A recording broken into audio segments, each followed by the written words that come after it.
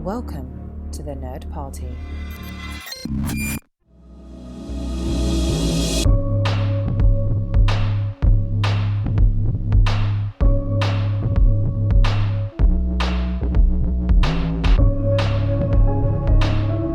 Welcome back to Houselights, our director discussion show here on the Nerd Party Network. We're beginning a new house this week with the House of Johnston, specifically director Joe Johnston and his work of the 1990s. I'm Darren Skalinsky-Moser, and I'm joined again by my friends RV camping enthusiast John Big Russ Mills and remote control lawnmower pioneer Tristan Riddell.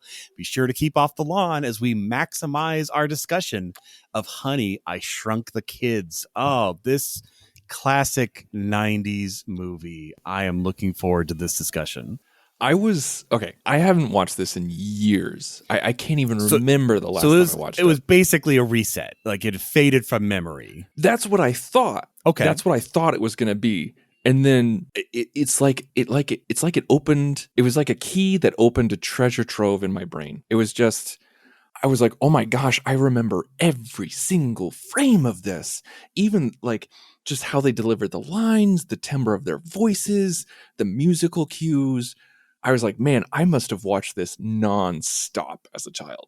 All right, so you wore out the VHS pretty much because kids, it would have been a VHS. It definitely would have been. All right, so Riddell family favorite, well established. All right. I don't remember watching it with my mom. I mean, that much, it's a very tame movie. Like it's not, there's nothing, it's like, it's got to be G or maybe PG. No, it's PG, but like, you know, look, we'll get into like the deeper discussion. Man versus like, nature. The thing that is nice about it, that was very enjoyable about it, regardless of anything else I might say from this point forward, is it is so nice to revisit the sort of harmless pablum that Disney was always known for. This was their brand. This is what Disney movies were, which was, it's not going to ask a lot of you. It's going to be a fairly imaginative concept, and the kids are going to love it. We're here to entertain. And there wasn't anything else to just come buy some popcorn. It's cheap in the 90s and just have a good time. And seriously, just show up, just unplug for 90 minutes. You don't have to think about anything. It's just a thing that's going to happen, and you'll walk out and you'll be like, hey, I like that. And obviously audiences of the time responded really well to this because there were sequels. There was a playground. I'm blessed in that I went to Disney in the 90s, and I remember playing on this playground with my nephews, and I remember seeing the Honey, We Shrunk the Audience or whatever. Like I remember seeing that. Like they were cornerstone pieces of the Hollywood Studios and Epcot experience back in the 90s. Yeah, they did have for a while the Honey, I Shrunk the Audience out here in the Tomorrowland Theater as well in Disneyland. Since I don't think there's anything in the theater right now, but I remember that I saw someone actually do that as a costume. I think it was at D23. So they, made this cardboard box that was the audience, and they were in the background as they walked around. So it looked, and you instantly knew what it was, and it was hilarious. That's awesome. I don't know if I actually went to that or if I have fake memories of that. Like, I mean, you could probably find the video on YouTube of the show. It's not a long show, but yeah, it was in the vein of like what they did with the Muppets 3D experience and stuff like that, where it was just fun. Or right now, Mickey's PhilharMagic is a 3D show. Yeah, it's just a lot of fun. You get shrunk and expanded again. But this movie, this was a Moser family favorite. I can't say that. It's like, it's your thing, Tristan. I can't. No, it doesn't roll off the tongue in the same way. But no, I mean, gosh, okay. You guys know me. Of course I love this movie. Like I felt like this is my dream family. Not that I didn't love my family, but like I would fit in with this family. Like if this was my neighbor, I would be over at their house all the time and causing shenanigans to unfold for sure. But yeah, I mean, so we can go back to first time we saw, but it sounds like we all saw it in the 90s. And I saw this maybe in not the theater. Revisiting, but yeah, I saw this in the theater with my family. And I remember the Who Framed Roger Rabbit cartoon came up, and my family, we never watched that movie. Like my parents despise that movie, that kind of content, and so we never watched it. And So, when that's so not Riddell family favorite. Got it. not a Riddell family favorite. So when that came, we had no idea that was going to be in the front of the movie. And when it started playing, all of us kind of looked at each other like, "Oh, are we in the right wrong movie? movie? Oh God, we don't want to watch this. We want to see Honey, I Shrunk the Kids." And then it eventually went out, and then, but right after that, a cartoon intro to Honey, I Shrunk the Kids came up, and we're like, "Oh." AKA the credits. Yeah. Yeah, the credits. Or the titles. And we're like, did we actually go into the wrong? Like, so Right. I think I remember the confusion more than I remember seeing it. Yeah. Talk about the titles, John, because they're wacky. Like they don't do them like that anymore. No, and the thing is, it's that thing of Disney back then leaning into their brand. It's a very 50s-esque sort of animation style. Like it's evocative of the decorative styles of the 50s and everything. And it goes along, and what's clever about it is it does this is a terrible example because it is not a one-to-one by any stretch. But it brings to mind back when movie credits were a less utilitarian thing than they are now, where it was treated like an overture to the symphony, just like you would get in front of a James Bond movie. Again, this is not a one-to-one. There's no nudity in this particular opening. Yeah, when the target radical goes over the kid and it, zooms it. No, that doesn't. But it is one of those things. The whole idea, it's just like a TV intro used to be and stuff like that. Boy, I sound like an old grumpy man, but I'm not being grumpy about it. It's like you have 60 seconds to hook them. Right. But even beyond hooking them, it puts you in the right frame of mind. Tristan, to your point, are we in the right movie? Well, while you might have that confusion because of the way that it happened and, you had the Roger Rabbit thing in front, at the very least, you come into this cold now and the credits are telling you this is going to be fun, a little bit silly. You can see all of the adventures they go through. They're like basically previewing the movie for you. This is where we're going to go. They're priming the audience for sure. Right. And because it's okay a to take your fantastical thing, and you have to get past that little bit of suspension of disbelief of a guy in his attic, shrank his kids. They can get you over that hurdle, you're good, and the titles get you on your way. It puts you in that right frame of mind, I'd say. And I didn't realize or had forgotten or something that James Horner had done the music for this. And I was kind of surprised because it didn't really sound like a typical Horner score for the majority of it. So, yeah, I think the opening's great specifically because it puts you in the right frame of mind for everything. Yeah, and just the opening title piece, it's used in the movie as well. It gets your toes tapping. It's it's like a cartoon. I mean, obviously it is a cartoon, but it's very cartoonish music as well. But yeah, I think the term is Mickey Mousing, where there's a music cue that is attached directly to emotion or a look or something. And I think the strongest one is when Wayne is like realizing the kids are shrunk and he's looking for them on the ground, and then he looks and he sees the broom and it's like dun dun, and then it's telegraphing like crazy, but it sells because I mean, man, nowadays he'd be like, oh my gosh, I swept up the kids. They must be in the front. Like they would say it. They didn't have to say it. They telegraphed it. You knew exactly what he realized. And the next shot is him inspecting the trash bag. So it's all show. Which I love. Well, and let's give credit, I would say, to Johnston. Yes. Because he got the reaction shots. I mean, Rick Moranis. Oh, let's be honest. He is a brilliant comedic talent. Always was. He was always a joy to see in the movies when he was acting. Just love whenever he was on screen. There's a reason people loved going to see Rick Moranis in movies. But the director still gets the right reaction shots for everything. Is this an Oscar-winning performance from anybody? Nope. The director is not you can tell the director is not on set saying, I need the motivation for why you're dancing that way with that mop. No, it's, right. I need you to do this. I need you to go here. And it needs to appropriately convey something that's palatable for the audience. And he has a good cast who's able to perform visually the way that he needs to, because if I turn off everything but the music, it plays like a silent film. If I turn off everything but the music and the visuals, I got everything that's happening in front of me. I don't need any of that script. Well, so Tristan, speaking of that synergy, did you feel, because I think there's two relationships. There's the, Wayne and Diane husband-wife dynamic, and there's the, the teens kind of puppy love and stuff. Did you feel for a 1989 Disney's movie, did those relationships come across as real? Do you feel the bar's not very high, but just like, because especially with the parents, like they're kind of in the middle of a tiff as the movie starts. Like, she stayed with her mom, and it's not like all happy hunky-dory. There's the pressures of his job are impacting the family, and that adds to his arc. But so do you feel like you felt like there was chemistry between the paired partners, or even the neighbors as well? I thought the kids' stories, like the daughter and the son and the neighbor's Little Russ son, and Amy.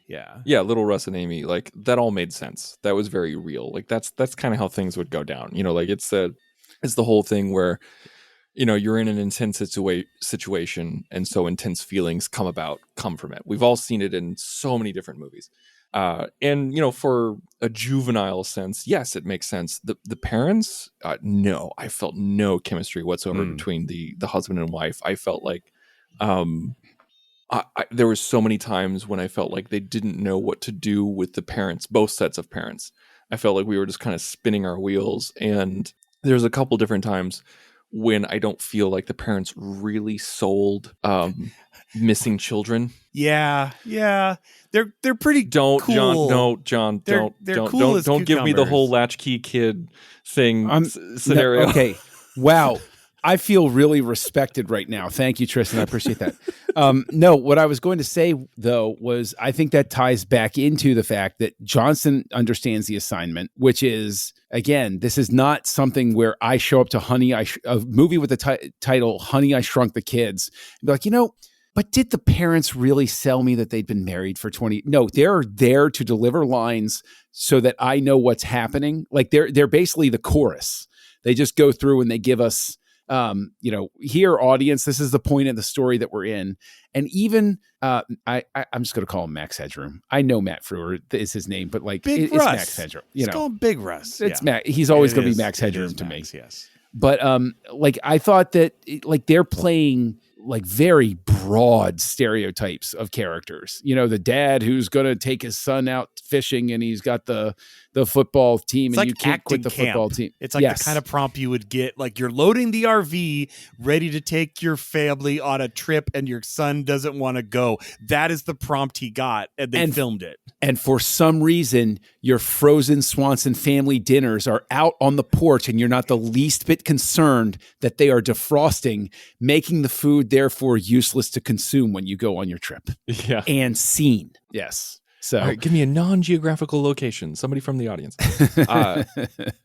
Yeah, it's oh man, like is it Frewer?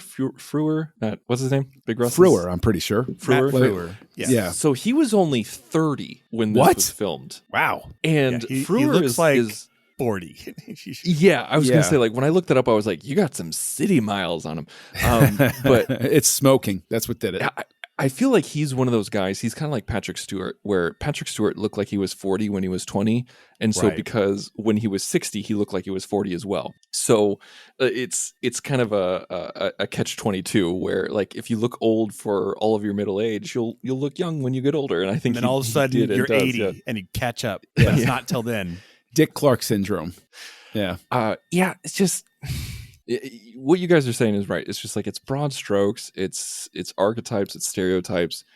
I felt like some of that drama was very unnecessary. Yep. It didn't really add any layers to it. You're like, why are we doing this? Why we're padding the runtime, I feel like, is what we're doing. I mean, maybe we are, because it's, they only got so much plot, and special effects shots are expensive. That's true. I think also, I mean, to that point, like they have the dialogue in the beginning, Mom stormed out after a fight and blah, blah, blah, blah, blah. And I'm like, that wasn't even necessary. Mom left early this morning to go show a house. Scene. Right. Done. Right. She was visiting her mom. And so she was, she's gone for the weekend. it is a little bit of setup for the payoff of the end of Wayne realizing that he's spent too much focus on the machine and needs to spend time with his family. But is it worth all of those hoops to go through to get there in the character growth? Maybe, maybe not. I would argue that it would have been better to have her get flustered with him in some way and say, I got to go show this house. And she storms out. And then you go over and the daughter's on the phone. Not telling. Right. And the daughter's on the phone. She's like, oh, they're just having another fight. Dad's just been really busy and they're just not getting along right. Like it flows in like that. But, so it's one of those things, though, where it's like, do I hold Johnston responsible for not being like, when you were having story conferences about Honey, I Shrunk the Kids, do you think maybe you could have gotten to a realer opening? Or is this just a director who comes in and he's like, look, here's my script. I'm going to make this the best it can be. And we're off. We're gonna, I think Johnston is actually the reason why some of that stuff is in there. Really? Yeah, I think the script that he was presented, because he was not the original director. I cannot for the life of me remember the name of the original director. But there was a guy who was originally attached to it, and he got sick to the point where he's like, I can't continue, but Stuart I know Gordon? this guy. Thank you. Stuart Gordon was originally attached to it. And he said, he's like, you should think about Johnston. And so, was it Katzenberg at that time, John? Yeah, Katzenberg would have been at the studio at that point. Yeah. And so he went to Johnston, and because Johnston has a huge art director background, like a visual effects art director. Like he was I have a point, I promise. But he worked on the original Star Wars trilogy, Battlestar Galactica, and Raiders of the Lost Ark. So this guy knows special and visual effects, and that was a big reason why I was hired. And when he got the job, he was talking with Katzenberg, and he said, he's like, am I getting this job because of that short film that I did? And Katzenberg said, no, you're getting this job in spite of that short film that you did. Ooh, brutal. Way to start a relationship. But the script that he got had way more special effects to it, and was way more like it was basically bigger production, way bigger production. So he pared it down and brought in some more human moments, which I think is good. But I just don't know if it was the right human moments all the time. No, I agree. It's human moments were needed.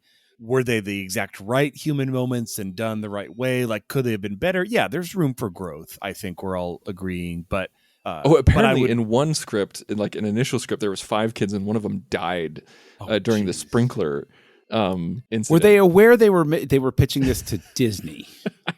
I'm just curious. But the thing is, it would have been, just because I know that there are Disney fans out there. Yes, Eisner was at the studio, but I think there was still a power sharing between him and Katzenberg at the time, because they both came on at basically the same point in the early 80s to try to quote unquote fix everything. And it might have been, but there was a power sharing agreement. I'm pretty sure. If we're getting Disney history wrong, I just want to be clear to the audience. I don't care. What I do want to say is that being weird has its advantages, because as soon as I saw that the director of photography was Hiro Narita, I went, Star Trek VI's Hiro Narita? Really? Because this guy also, he was a director of photography for Star Trek VI and for Hocus Pocus, another little beloved Disney film. Okay. And it's like, I would challenge you guys. Did you find the photography particularly compelling in this film, or was it merely adequate? Well, it has to be. I mean, when you're doing this kind of special effects work and you're dealing with force perspective, and not motion capture, stop motion, and all those things put together, where you're dealing with adults and children, and you're dealing with studio backlots and 40-foot tall styrofoam blade, like grass blades. Yeah, man, like this is a Herculean task. And I don't care if you have a second unit or a special effects unit or anything like that. Like as a cinematographer, you are in charge of making sure that is visually cohesive and all put together. And this is huge. This is huge. It is surprisingly well put together, because a movie like this, it is incredibly easy for those set moments that the giant blades of grass to feel like a set. It does to an extent, because the grass, I don't know what grass looks like from the perspective of an ant, but there's a part of me that's like, it feels like it doesn't look exactly like that. I could be wrong. I don't know. It's 89. Come on. Yeah. Come on. No, but what I want to say is that where the photography really works from my perspective is with the when the machine is moving around and when the machine is shooting the beam and everything like that. That stuff matches really, really well. And then additionally, there's only so good that the practical ant is going to look at this point. It would be CG now, and it would look it would look equally fake, but fake in a different way. If only there was a modern movie with CG ants we could compare this to. I'm a loss for words. Animated isn't fair, but well, I'm talking about Ant-Man, obviously, but yes. Oh yeah. That went right over my head. Yeah. I was totally. Yeah, no, modern Bug's movie Life? with the giant. Jeez, I bet the CG ant in Ant-Man. Yes, which this is exactly how they would have done it. Which there is even a giant ant that we see. So yeah. But it is something where, again, the photography is adequate enough that I'm able to suspend my disbelief for the ant in those scenes. And it is just like, I even felt I was like, what classic Disney movie manipulation to make me feel bad for a freaking ant? Like ants have these complex personalities. But he chose to come back and save his friends. Right. And then he died. It's such classic Disney, Disney manipulation of your emotions. And so I got to give Johnston credit for that. Everything's a dog. And Disney, every animal is a dog. Yeah. Yes. When I watched this one, I remember like my sister and I really feeling for Auntie, as children. But like watching this as an adult, I was just like, these kids still like step on ants though. Right. Once they're big again, it's nothing. Yeah. You can't avoid it. They're going to go back and find him and bury him in a matchbox or something like that. It's but shooting, no, you're right. I mean, the effects work are really good for what this is, for an $18 million 89 budget. And there's a lot. I mean, you can tell it's like sequences. They're like, okay, we have the sprinkler sequence, and we have the bumblebee sequence, and we have the scorpion sequence, and the ant sequence, and the shrinking sequence. Like, that makes sense because you have to, budget your effects, as it were. But yeah, no, so well shot. And then at its core, though, it's really about the kids. I mean, I know they're not getting top billing, but they almost should, because we spend way more time with the kids than we do any other character in this whole movie. And I've actually met two of the actors at this point. I know, Hollywood, but so I met Amy O'Neill a few times, and I met the actor who played, Little Russ. Thomas Wilson. But Amy O'Neill, I was connected through. So one of my maker friends out here, Brian, Doc's Prop Shops, has made a replica shrink machine, like the full size, moves up and down, lights and smoke. It's incredible. I mean, it's the size of a Mini Cooper.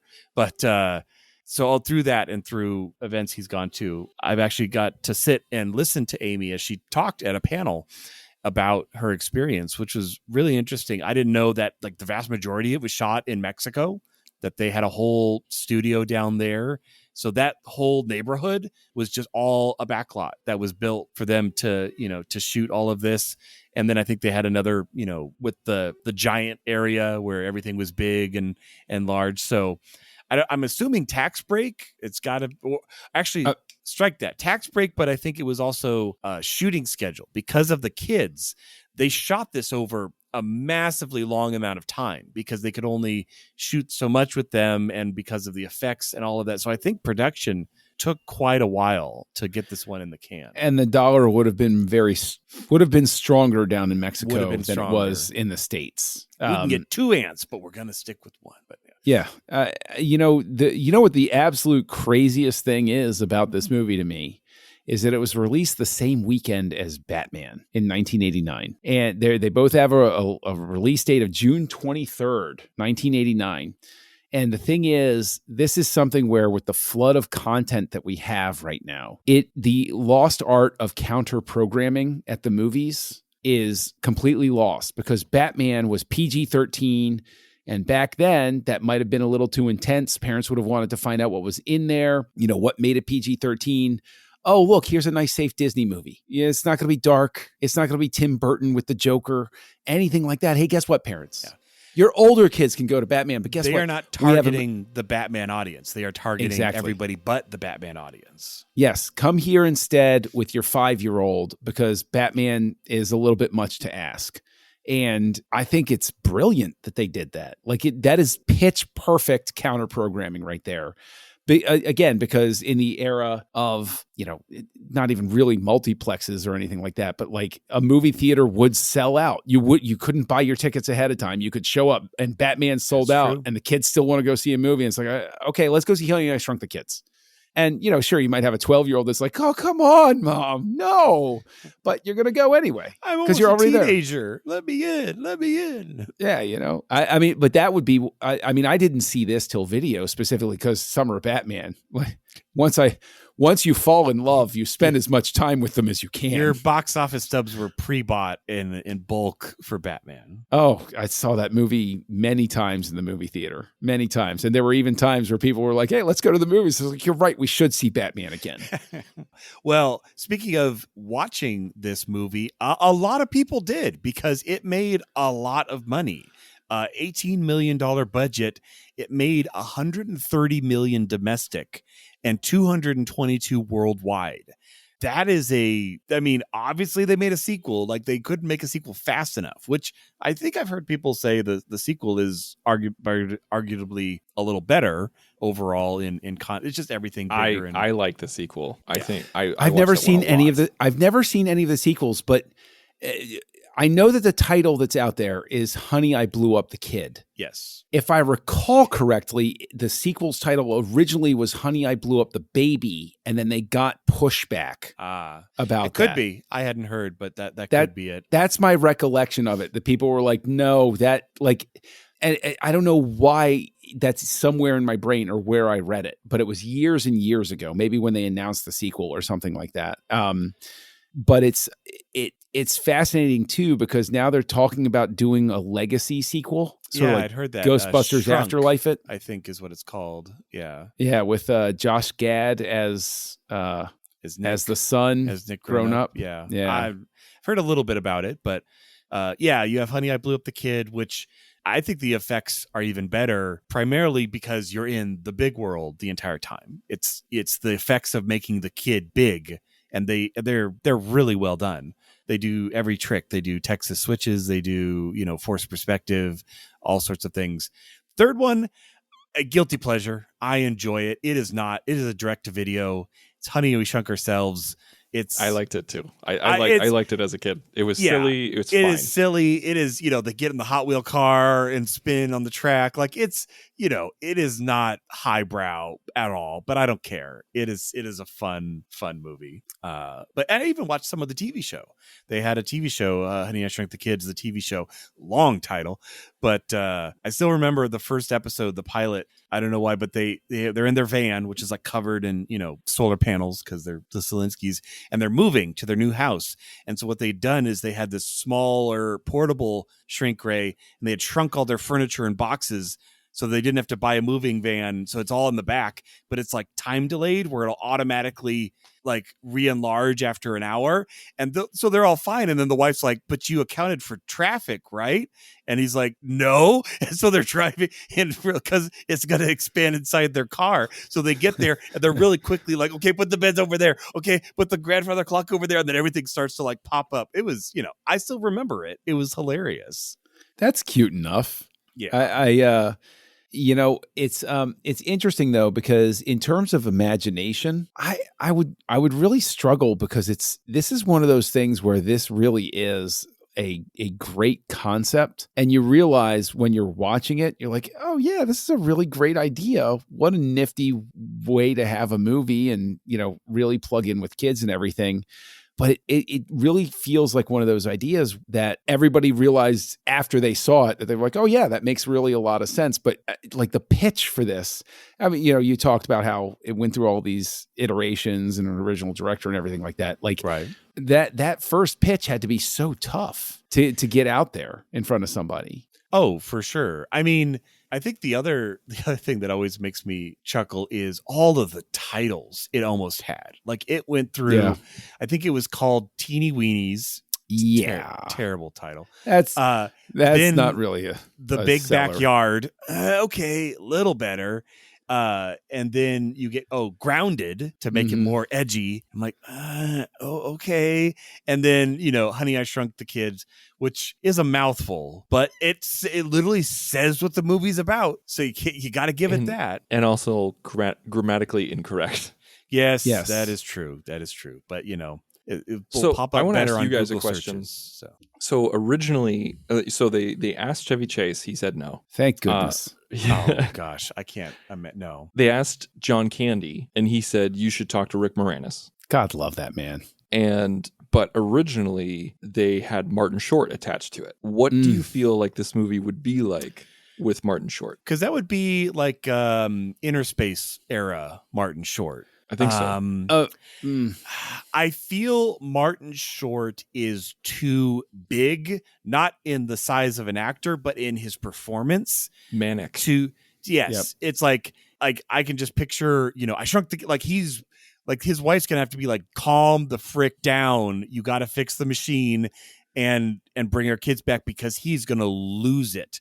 And that's just because he plays that kind of character in everything he does. Like it's kind of his one note, okay, I'll give him a little more nuance. But no, I love Martin Short, but yeah. I agree with you 100%. Yeah. I'm a huge Martin Short fan. We don't need Jack Putter in suburbia. He's in a place, and I think you said it right. He's a very big actor in terms of what he does. Big emotion. Yes. Yeah. He does things very well, but his energy is tuned toward this character would have been the one fainting as opposed to the wife. He would not have calmly approached the moment where you have the musical sting where he looks at the broom. It would have been much larger of, oh my gosh, yeah. oh my God. It would have been vibrating. Right, exactly. This entire movie. Which is not a bad thing. There's a version of this movie where I think that works well enough, but I don't think it resonates to the point where it makes the money that it does and spawns sequels and stuff like that. I think it's a modest hit with Martin Short.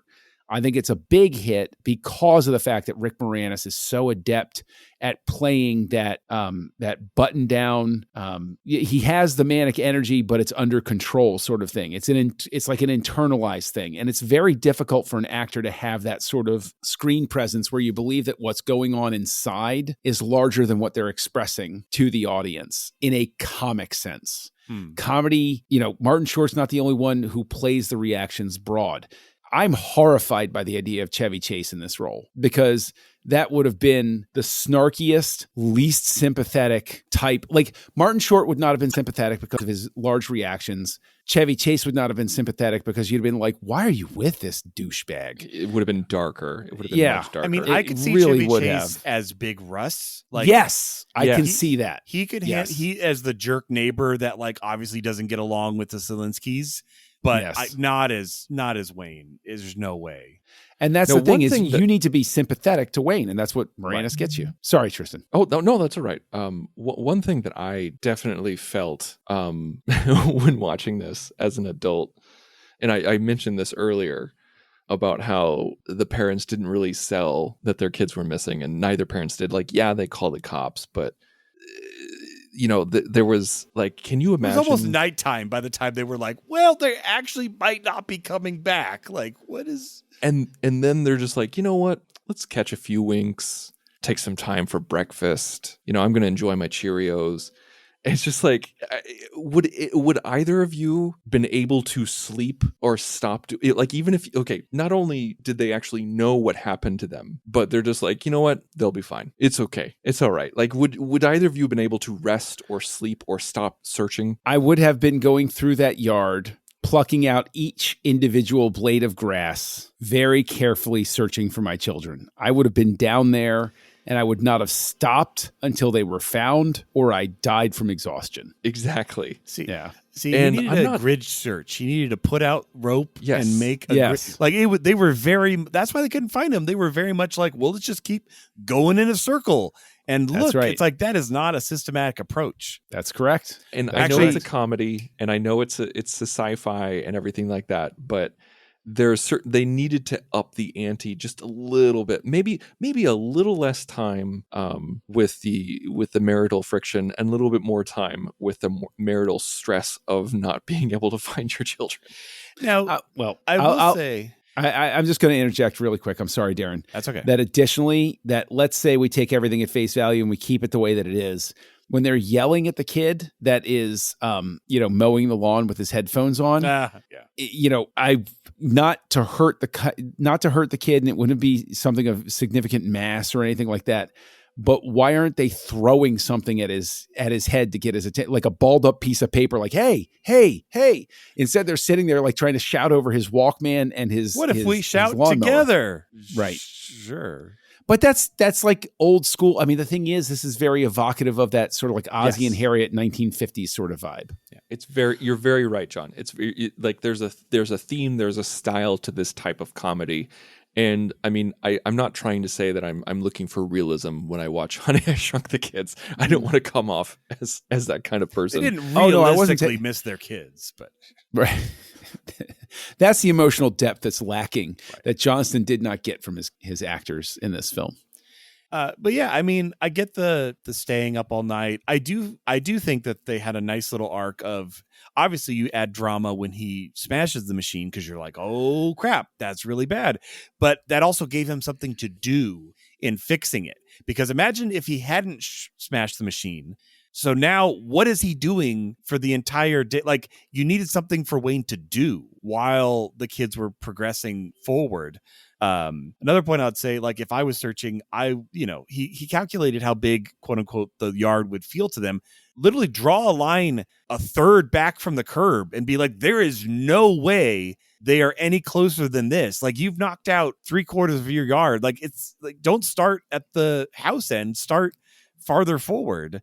But all that to say, I will say it is an interesting thing in this movie as far as the location as well, except for, unless I'm misremembering, except for his little conference, the entire movie takes place at the house. Mhm. Like we don't even see, or maybe there's like a cutaway of the mom making a phone call somewhere, but 99% of this movie is in this backyard and attic.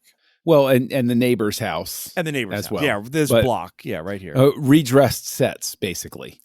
Where it's like you can just redress the set and change the angle of the camera and stuff like that. But it's it is a very contained film, and I think it really speaks to the fact that, I think, Darren, you were saying this earlier, where so much was put into the effects. They knew. I mean, again, to Johnston's credit, he's given a script with many more visual effects, and you have the sense to say, no, I have experience with this. I know what we're looking at here. We got to scale this back if we're going to actually make this thing. Because otherwise you get halfway through and you're like, well, we're out of budget and we literally finished half the effect shots and we can't release this movie. Which is why a modern version of this would stink, because they would say, we'll fix it in post, and they'll just use their digital team and work them until they're all, It was a near the practical end. ant until 3/4 through, and then it changed into a completely CGI ant and everybody knew.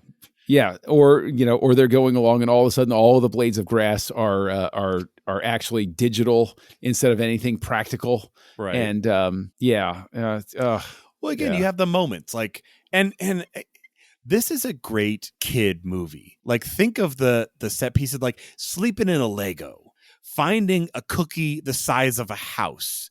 Like, I'm dropped in a flower, but I'm too small to have my allergies act up. So I can actually see a flower and not just all these things, even swimming in the Cheerios. Like, you could see the little kid imagination being like, oh my gosh, that would be so amazing if that was me. So this movie nails that, like all of these fantastical moments that you see our characters go through, but you can instantly be like, oh yeah, if I was the size of a toy, that would be hilarious.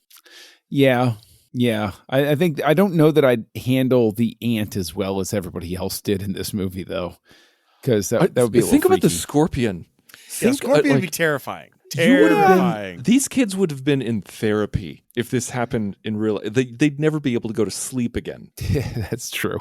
That's true. Well, but the thing is, they're very tiny memories because when they go back to normal size, they barely remember it because their memories are very tiny from this time. Exactly. There you go. Exactly. That's my headcanon about this. There you go. That's why they're able to cope. All right. All right. Well, we've covered actors, music, effects, story, and that we don't like Chevy Chase. So we've hit all the points that I was meaning to. No, Nobody likes Chevy Chase. But again, yeah, this movie, like I said, it did well. I'm really interested to see our ratings because there's a bit of nostalgia. You know, that's obviously a factor. But it's also a moment of 89. It feels like a 89, like you said at the very top, John. You said this feels like a, early 90s, late 80s Disney movie. And it's exactly what it is. All right. So we've hit all our points. Now it is time to choose. There's not a lot of choices, guys. There's not a lot of actors in this movie.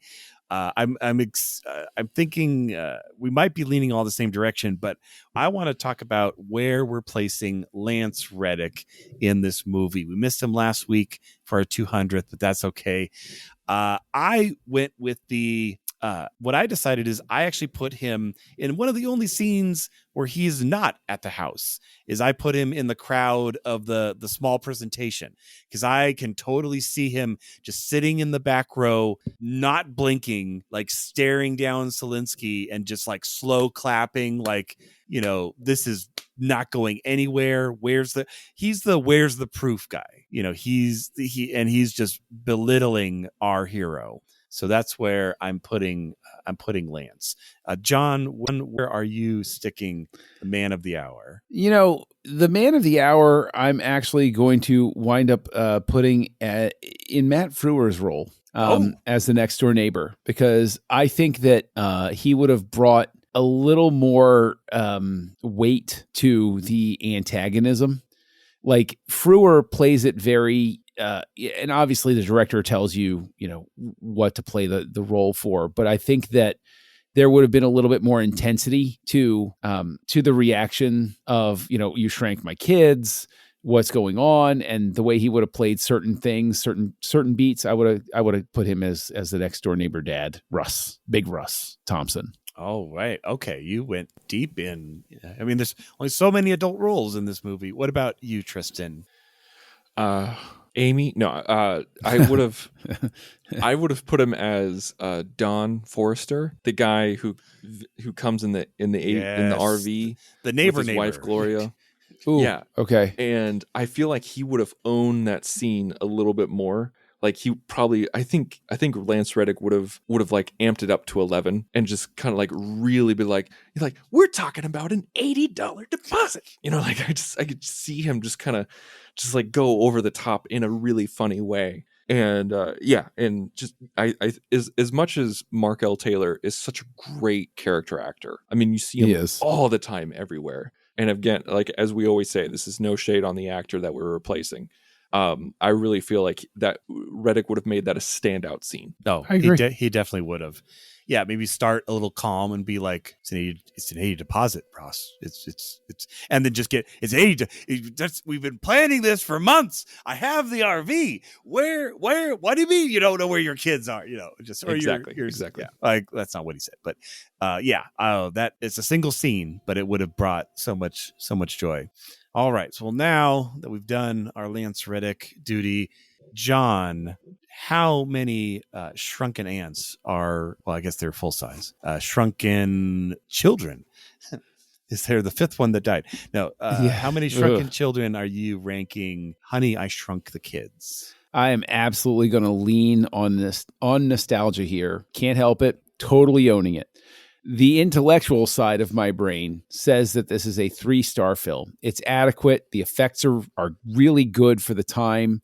It's efficient. It gets you in and out, doesn't ask a lot of you. And I enjoy movies like that too. The intellectual side of me says 3. The emotional side of me says 4 because watching this was like luxuriating in pleasant memories of the past. It was remembering my trip to Disney World back then. It was, it was watching it with my kids for the first time. It was that very warm feeling of being with everybody. So my feelings give it a 4. On Letterboxd, I might give it the 3, but here on Houselights, your exclusive rating for me is a 4. Exclusive. Yes, we need the exclusive. I'll let you go last, Tristan. Because I'm the exact same as John. It's a 3. I know it's a 3, but nostalgia has a overpowering effect on this. And yeah, everything you said, it was a fun to rewatch. I enjoy watching this with my kids. It's just a fun movie. I don't expect too much of it, but it gives me everything I want and more. So I am also giving it a 4. Maybe if there's a way to cue it up on Disney Plus, where when you hit play, like Michael Eisner comes out in his sweater and he's all like, "Welcome to the wonderful world of Disney. Today we're going to," just spiels that would into be it. Great. And then it's like, it looks all grady because it's just, it's shot on crap television. And then and now our show, and then he like fades out. I need See, that. the thing is, just real quick before we get to you, Tristan, I really would be shocked if somebody in a boardroom somewhere isn't like, hey, let's use Leonardo and ChatGPT and create a fictional Walt Disney to replay every movie with a Wonderful World of Disney intro. I'm surprised that hasn't happened yet. So brilliant thinking there, Darren. Love it. All right. What about you, Tristan? How much nostalgia is holding on to this film? Well, the nostalgia hit really hard, as I talked about at the beginning of the episode, where I just felt like it unlocked so many memories. And I rewatched this constantly as a kid. And as a kid, I would rate this as a 4 or higher. As an adult, I'm really not going that much lower. I'm giving it a 3.5. I think this is a good movie. This is a solid special effects movie. I think this was the perfect movie for Johnston to start his directorial career. And I am really looking forward to seeing where he goes next week. And does his career take off from here, Tristan? Maybe it rockets forward. I don't know. But yeah, this is I'm giving this a 3.5. This is a really good movie. And if this came out today, it probably wouldn't be as high because some things fall a little flat. And I feel like, John, like you talked about, it's the comedy styles of the age. And so you need to think about it when it was released. So yeah, I say 3.5, but this is a solid 3.5. This is a really good 3.5. No, I think you're right. It's being a product of its time in a way. Just like if Star Wars didn't come out in 1977, it wouldn't have struck in that exact moment of kind of culture. This, as an early 90s, late 80s movie, is the time for it. And it made a ton of money. I mean, that's 80s millions. Those are worth a lot. All right. Well, it's been fun to swing back into a new house here on Houselights with director Joe Johnston. Next week, we're going, as you guys so subtly hinted at, to be joining him again with The Rocketeer from 1991 here on Houselights. Join the revolution. Join the Nerd Party.